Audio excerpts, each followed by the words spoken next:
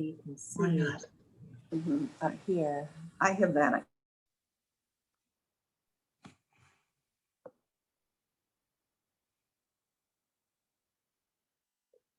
All right, good morning, everyone. Welcome to our Rotary meeting for the week.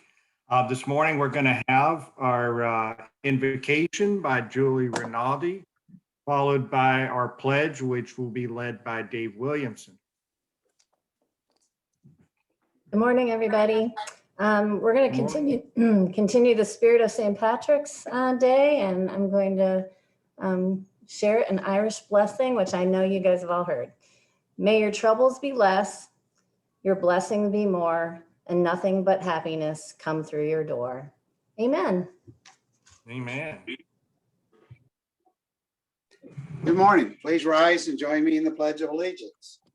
I pledge allegiance to the flag of the United States of America and to the republic for which it stands, one nation, under God, indivisible, with liberty and justice for all.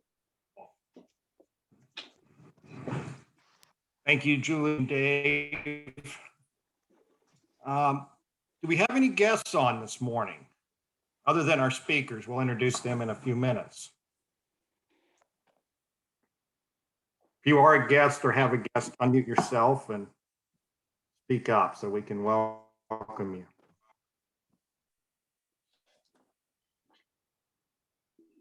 All right, how about announcements this morning? Does anybody have an announcement for the club? Somebody say something.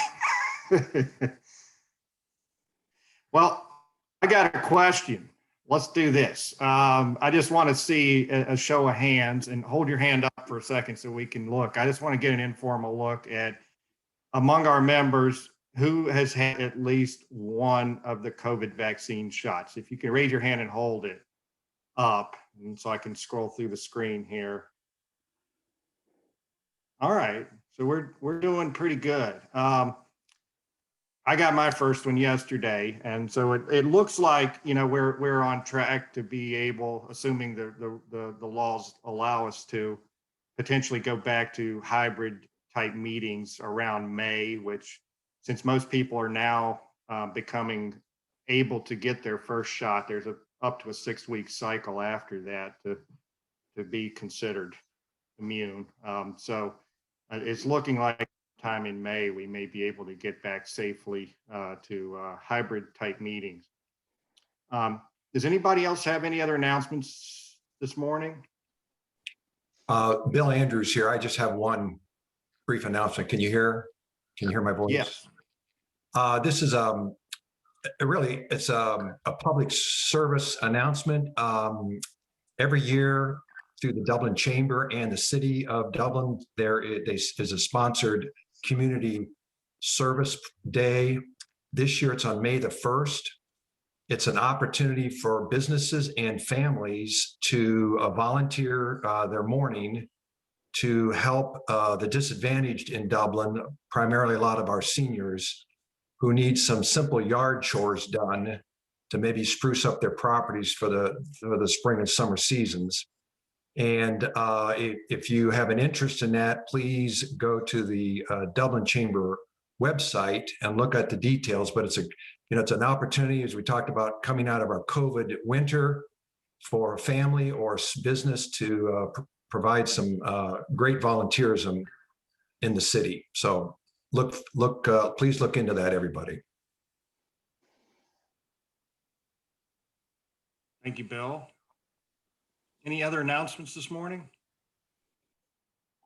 I hope you all saw, this was great news for me, but the tax filing deadline got moved out to May 17th from April 15th. So just letting you know, I'm really breathing better this week.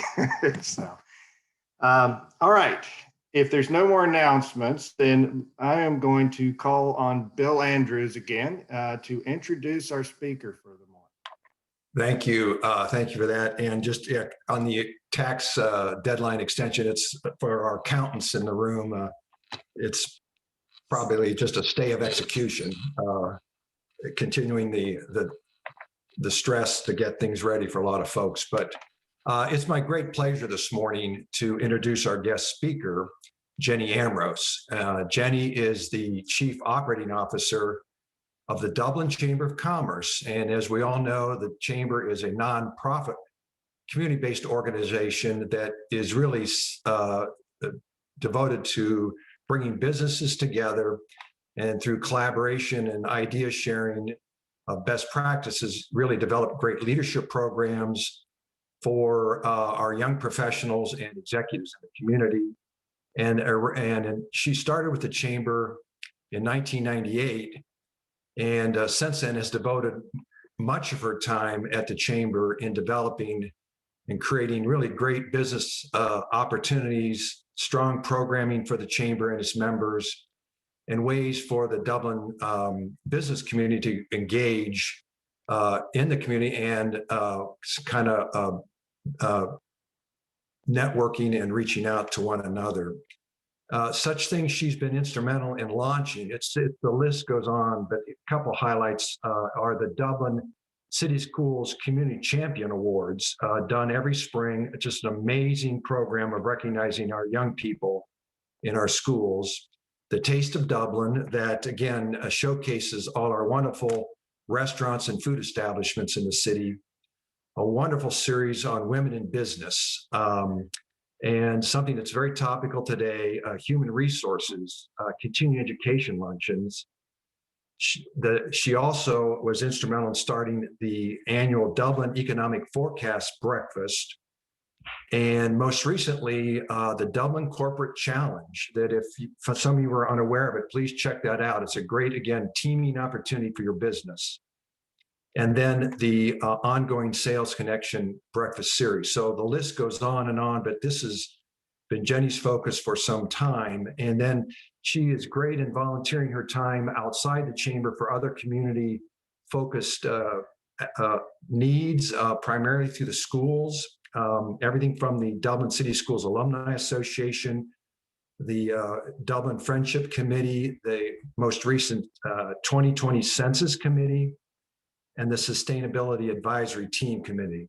And that list again goes on and on. These are just some highlights. Jenny is a graduate of Ohio University's the E.W. Scripps School of Journalism. And she is, folks, a great strategic leader, and she's managed marketing and communication teams in addition to her stay at the Chamber for other small nonprofits and large national companies in over her 30 years in business.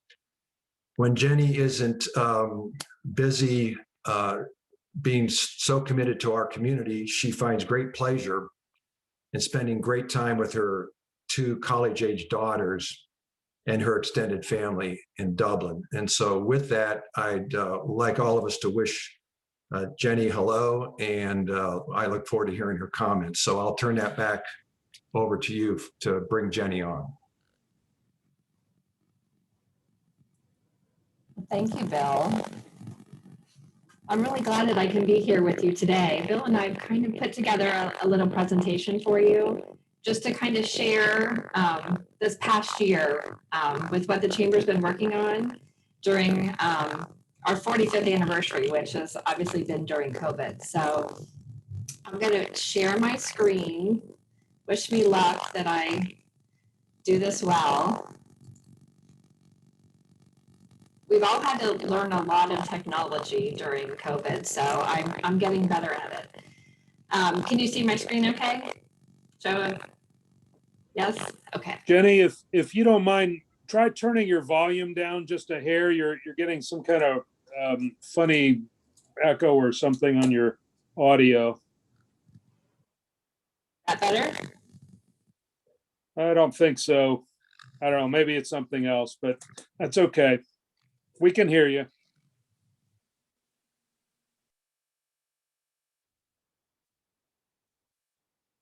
Okay, well, I will start from the beginning here.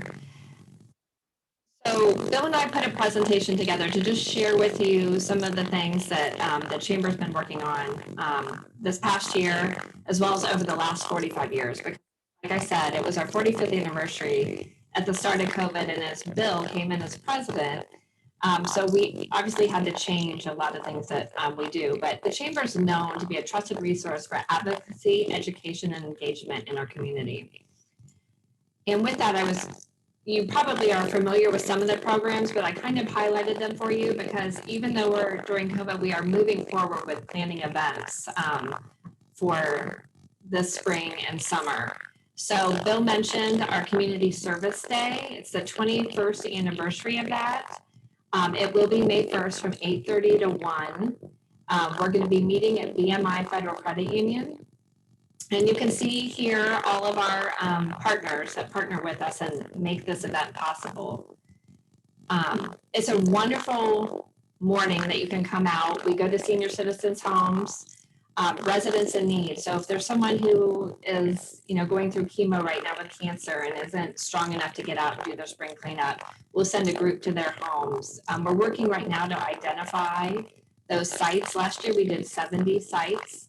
So if you have a friend, a neighbor, someone that could use some assistance with outdoor spring cleanup, please give me a call at the Chamber and we'll organize a group to go out to their home that morning.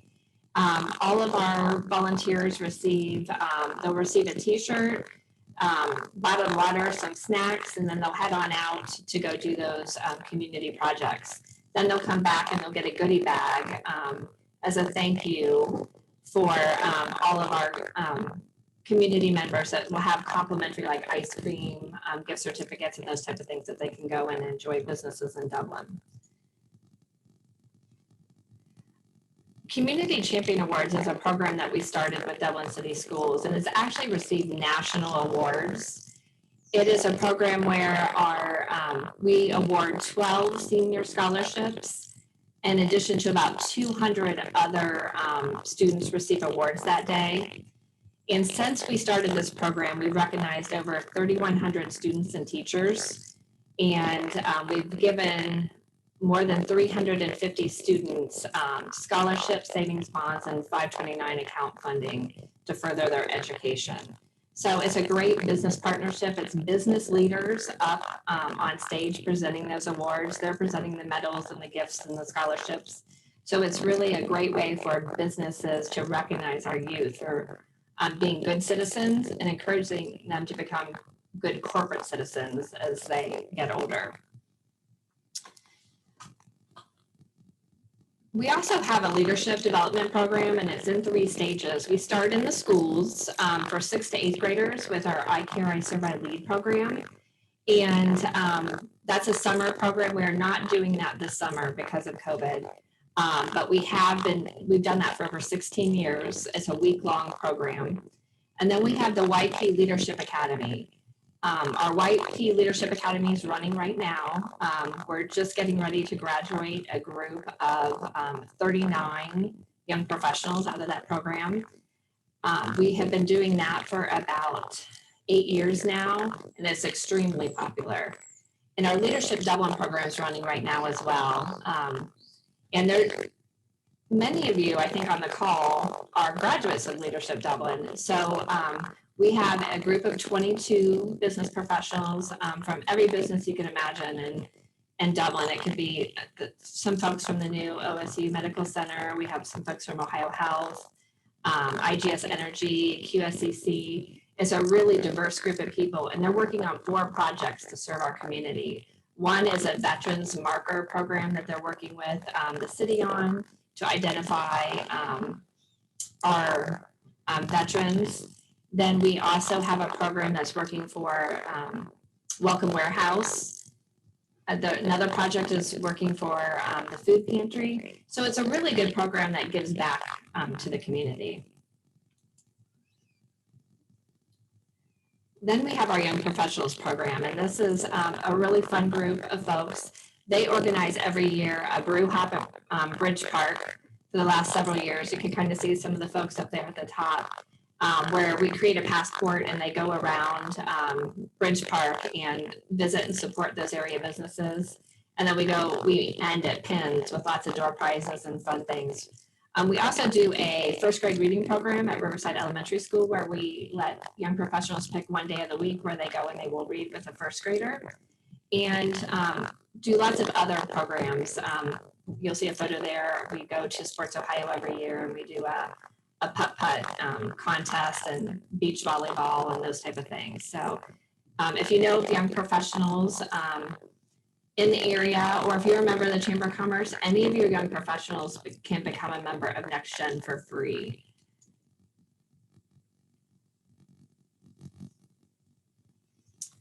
Taste of Dublin is one of our signature events, and right now we have it slated for September 22nd. We're hoping that we will be able to do this in some fashion. We have a backup plan if we're not given the okay by the health department, but it is an event that really brings together local business people. We have over 1,000 people that attend. And we've hosted it the last several years at the Wendy's headquarters. We also have hosted it at OCLC other years. So I hope that we can bring that back on board, because I do believe it's a great way for us to bring our community together. This is one of the newer projects that we have started. It's called the Dublin Corporate Challenge, about all the businesses. And it's basically a field day for our business community. And it is also a fundraiser for area nonprofits. So teams register and sign up. They compete at the Division 1, 2, and 3 level. It's based on employee size. So the large businesses like IGS Energy and Cardinal Health and those type of companies are Division 1, you know, and then we have medium-sized businesses that are Division 2, and then the small businesses are Division 3. And there's lots of different activities, from, you know, kickball to home run derby to volleyball tournaments to euchre tournaments to bingo, lots of races, you know, on the tracks. We basically take over Jerome High School inside and out, and there's breakfast and lunch included with your team registration. And we have some of the athletic teams at the high school level that actually help run some of the events. And so we make donations back to those organizations. So it's a fundraiser for their sporting team at school. And in addition, each team picks a charity of their choice. And so if they place first, second, or third in their division, those dollars then are donated back to the charity that they have chosen if they win that division. So you can see over $30,000 has been generated to help the Dublin City Schools Business Academy and for high school athletic teams.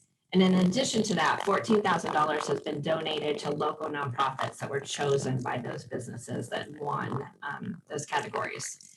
So it's a really fun day. If you're not into sports and activities, you know, you can always volunteer. I always say, you know, even if our golf outing or those type of things, if you don't golf, just come out and volunteer. It's a great way to get involved. Business Expo we do every year. We partner with the Westerville and Hilliard Chamber of Commerce, and we host a multi-chamber business expo. It's one of the events that we're well known for. It brings together 600 to 800 folks, and it's a great way to promote business and to make good connections at that event. It's been very successful, and we are looking to host one this summer. We've just gotten approval that we can move forward with planning with social distancing in mind. So I'm working with Hilliard and Westerville now to see how we can implement that plan. Our golf classic is coming up in July. So again, if you're interested in golfing or volunteering, reach out to me. Our recognition luncheon's another program that is a long tradition in Dublin. Margie could tell me probably better on how long it's been going on, but it's probably been 25 or 30 years that the Chamber's been doing this. And it's at Muirfield Village Golf Club Pavilion, and we honor several people that day. One, we present the Spotlight Dublin Award, a Volunteer of the Year Award, and then Bill will get to present the President's Award at that luncheon. So now we come to March 13th of 2020, which is when we were all preparing for St. Patrick's Day. We had our business after hours planned, and we were going to present the Business Person of the Year Award to Joe Rock from Leading Edge, and we were going to open our new bridge. And obviously at that point, you know, everything changed. So business as usual was canceled pretty much for all of us. So we were in the business of connecting people, not only to one another, but to critical community resources. And we actually had done a plan about 10 years ago where we had kind of looked at what would happen if a natural disaster came through Dublin, or if there was a 100-year flood or those type of things. And we needed to get communications out to the business community. So at that time, we put a plan in place. A lot of that required us to upgrade all of our technology, to put everything in the cloud, to get all of our systems based to where we could communicate from any place that we wouldn't have to be in the office. And when we did that, you obviously never think that you're going to be in the position of having to do that. But the pandemic did present that issue to us, which it did to all of our businesses. So, how did we respond? Basically, we packed up our desks and we went home and we went to work. So we started quickly by conducting surveys of Dublin businesses, and we shared those results with our state and local government.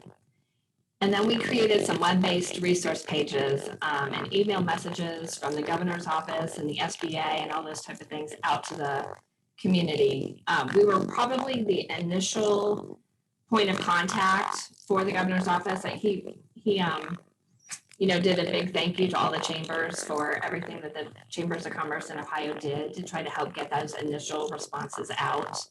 Until we could get everybody signed up to be able to getting their own notices from the state.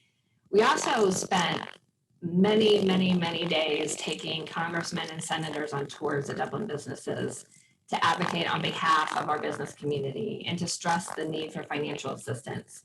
So we hit almost every industry. We did manufacturing, restaurants, retail, logistics companies, tutoring and educational facilities. So we took them to all these businesses so they could hear directly from the business owner, what type of hardships they were having and what could be done to help these type of businesses. So here you can see us, we were at Haidaka, USA with Yoshi there and with Congressman Balderson and Senator Coonsey. So also my sister and the mayor, she went around with us as well, and had great conversations. So it was really critical in trying to get our voice heard. We also started to do promotions on the support local business promotion that, a lot of our communities were sharing at the time. So you'll see there we ran ads in local newspapers as well as in Business First. We did a big support local, win big type of passport. We had over 4,000 people participate in that program, and it was them having to visit a certain number of businesses, and they could scan in their receipts and email them to us, and we had lots of door prizes we gave away. So that was very, very successful as well. We continue to hold Zoom sessions with the SBA, with local attorneys and accountants. We had our members on those calls so they could ask questions at no charge and get free guidance from those folks, so they knew, what was coming from the CARES Act perspective, as well as how to apply for PPP.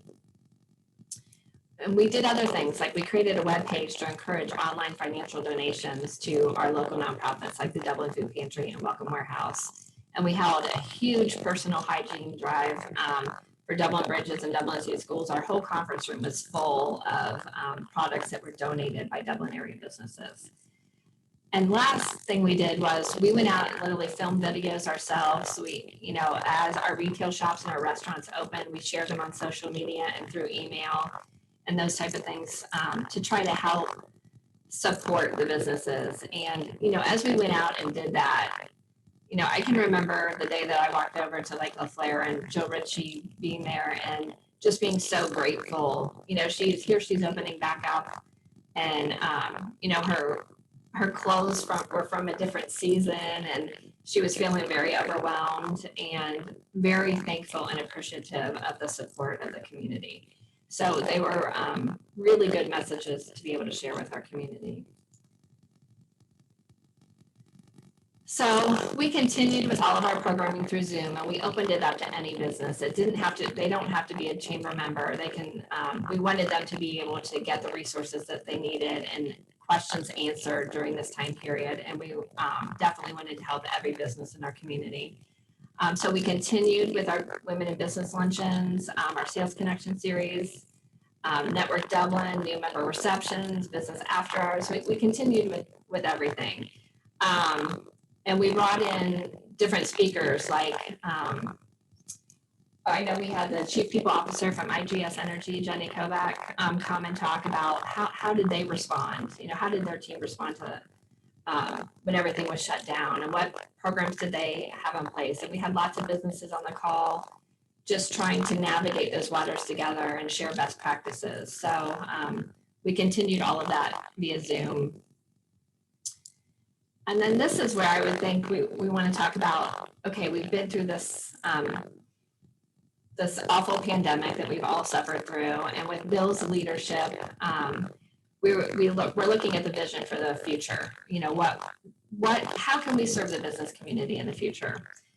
And as you know, he's an architect, and he's definitely has a lot of vision for the future.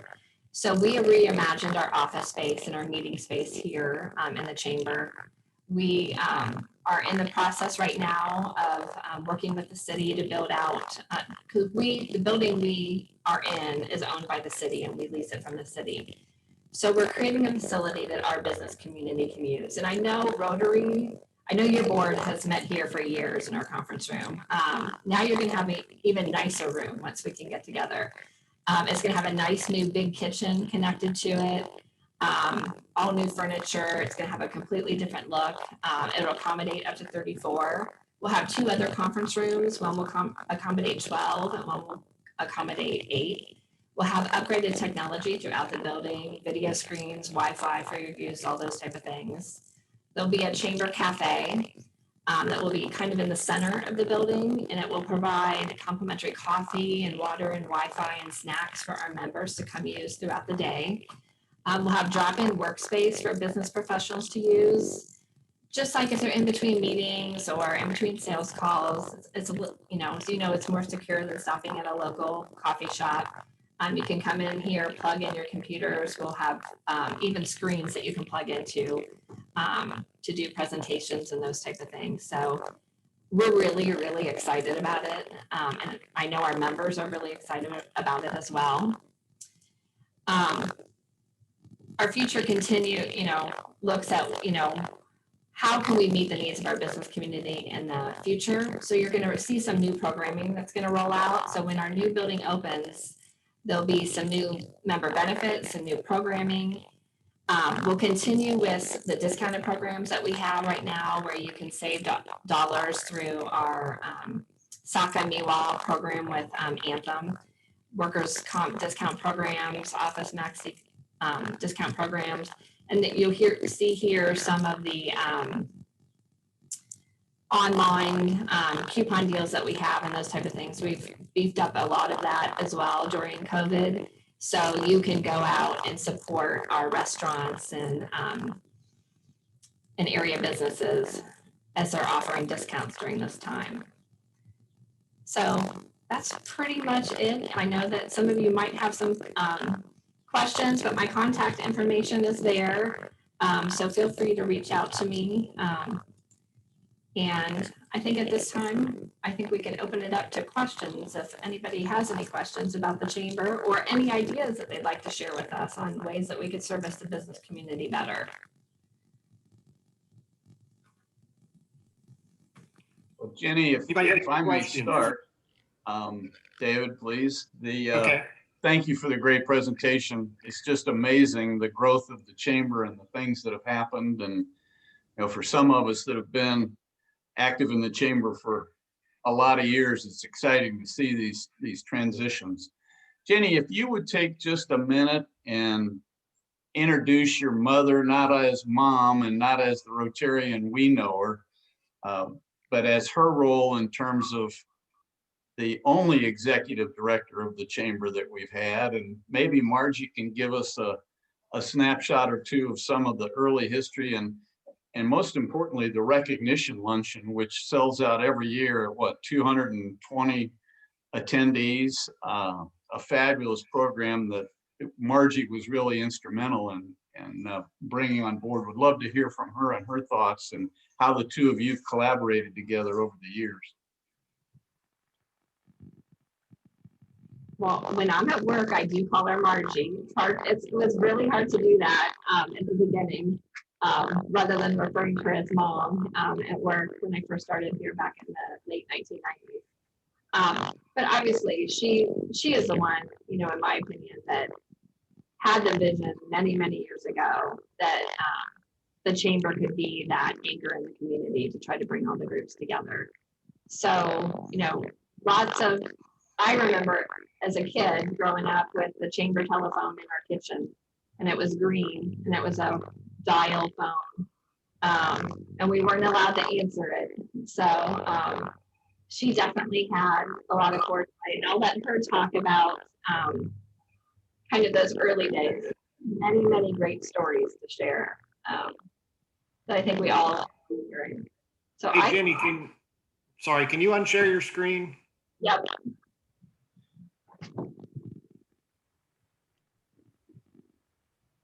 Thank you.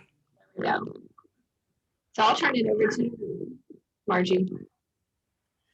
When Paige talked about the first recognition luncheon, I would tell you, we shot our whole wad in the very first one. We honored at one time Jack Nicklaus, Pandal Savick, and Bobby Rahal, all in one event. And there was a terrible snowstorm that day, and it was at Riviera, and it was before Dublin had all of the road crews that they had, and everybody was just stranded because you couldn't see where Avery Road was. So lots of things over lots of years. It's been a little over 45 years now. And it's only gotten better. It started definitely a lot better. It started as a businessman's organization that kind of wanted to have a little more meat to their programs and ideas, and joined together then to start a chamber of commerce. And then it was under some direction of some wonderful volunteers over lots of years. The chamber has just been, I think, very intricate to the community, both by business, through their businesses, but also the interpersonal skills that have been shared and all of the friendships that have been made. One of the things that came out of that chamber is the Rotary we're all sitting at this morning. And again, all of the friendships and the benefits to these kinds of organizations, you can't measure them. So a credit to a whole lot of wonderful people over lots of years. Dublin's alive and well. So congratulations to you all. I would have to piggyback on her comment of our leadership on our board of directors since I've been here has absolutely been amazing. Just the friendships that develop. You know, we have a group. I know Paige has traveled with us before. We started with taking a group to China. And Sharon, I think, went on that trip to China. I'm looking around on the screen to see Bill has traveled with us before. Just wonderful relationships have formed over the years through all of the different type of programming. And that is a true credit to our board of directors. They have been a delight to work for, and many are on our board for 8, 9, 10 years before they roll off if they go through the executive committee, and they've become your friends, an extended family. I mean, it really is that way. So I feel really blessed to have had the opportunity to serve all of them and to serve our members, because it's a very rewarding experience to be able to work on behalf of your community. And it's something that I truly, truly enjoy. Jenny, can you tell us, just introduce like your team there? Because I know you're doing a ton of programming, and it's extremely impressive how much y'all get done, and the the deadlines throughout the year that you have to meet to get all those programs done. What does your team look like right now? So before COVID, it looked very different than it does right now. So we have a lot of women that work here, and a couple of the women have 3 kids. And and we had long-term employees at that point that have been here 10, 12, 14, 15 years. Through COVID, several of them decided to stay home to raise their families, which was also something that we needed to do from a standpoint. We were not eligible for the CARES Act. We are a 501c6 nonprofit organization. So therefore, we didn't have any initial financial support through PPP. So we were going to have to furlough some folks, and Margie was one of the folks that we furloughed. We had a couple employees decide, I have 3 kids at home, I'm homeschooling, this is a lot. So we maintained 2 staff members throughout the pandemic. And then we have 3 consultants that have worked with us for over 20 years. So we had them step in and help us through that time. And we're getting ready to, as soon as our building is ready to open, we will then bring staff back to full. We have 5 people planned to be on staff once our new facility opens, because we'll need somebody here every day to be assisting the businesses as they're in the building and those type of things, as well as you can see we have an extensive list of programming, tight deadlines, and we're always running from one thing to the next because that's just what we do. I think one time one of our board members says everybody thinks there's an army here working and they don't realize it's a handful of people, but it's because we have great volunteers and a great board of directors that help us do what we do. So, Jenny, I've always been curious, what's the relationship between local chambers of commerce and the U.S. Chamber of Commerce? So the local chambers of commerce, we have a group that actually, I'm the treasurer of the COCC, the Central Ohio Chamber of Commerce, where we bring all the executive directors together every month. And we meet and we talk about the needs of the greater Central Ohio community. So it's all the way up to Marion, all the way down, to Chillicothe. It's pretty much a very large Central Ohio group that meets. And then the U.S. Chamber of Commerce will come in and talk to us. We have twice a year, we get together as all the chambers in Ohio. So the U.S. Chamber of Commerce will come in and do updates with us, but they'll email us constantly and ask for support. Like if they email and ask for support on a certain item, we'll take it to our executive committee and make a decision if we'll support that effort. So we do work with them, but not on a daily basis, but definitely, a couple conversations a month with the U.S. Chamber, but lots of conversations with Central Ohio Chambers of Commerce on a regular basis. I say 5 or 6 times a week with our Central Ohio chambers.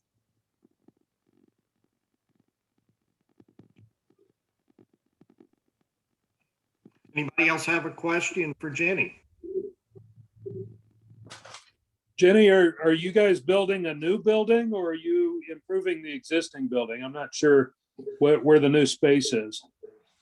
And I know Bill's on the call here somewhere. Feel free to chime in, Bill, because he's kind of done some of the planning of that. So you want to share? Sure, Jenny.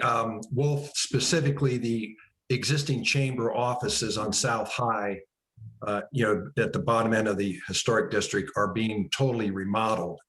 Every aspect in the building. As a part of that, areas that maybe prior had not been utilized for, member public use are being repurposed to increase some square footage in the building. There's a slight addition being added to the building to bring the restroom facilities up to current codes for accessibility. And sort of as a part of that reworking the entire inside of the building. It's really reflecting a lot of the way business would like to operate into the future. Teaming spaces, sort of just gathering areas, lots of flexibility in this. And so that's really where it's heading at this point. So it's underneath the existing roof of the building, but its areas are being greatly expanded. When will it be done? Not soon enough. The specifics are that it's out for public bid right now, and those bids will be received before this month is out. And then the city will review all that for funding sources. And should we mean the tenant, the chamber, be green lighted by the landlord, the city, then those improvements will start. And the hope is if all that happens, by the first, before the first Big Ten home football game in the fall, the chamber will be back in business in the new building. Great. So everybody's got your football schedules out now, right? Okay, well, thank you for your presentation today, Jenny. Thanks for being here, Margie and Bill, for all the great information. And the future of the chamber looks extremely exciting. I can tell you, when I started my CPA practice here in Dublin back in 2014, I was new to the area. I didn't know a soul.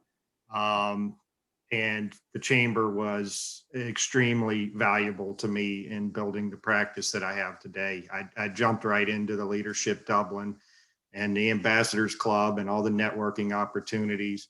And I can't even tell you how important that was to helping me build my business. And the network that I built through the chamber, I still is a crucial part of what I do today. So I can vouch for, as a small business owner in Dublin, the value that is in the chamber membership. And, I encourage everybody to get involved in that, especially if you're a business owner in Dublin. But thank you for being here, and thanks for the presentation. Next week, we will hear from Stephen Fine from the Melanoma Foundation, and that will be here on Zoom. Our quote of the week just comes from Google. Okay, I don't know who said this, but when you visit an independent local business, you keep more money in your local economy, you celebrate the uniqueness of your community, you support local jobs, you help the environment, you encourage community, you benefit from the expertise of independent business owners, you invest in entrepreneurship, and you make our community a destination. Thank you, everyone. Have a great weekend. See you all next week. Bye. Bye-bye. Thank you.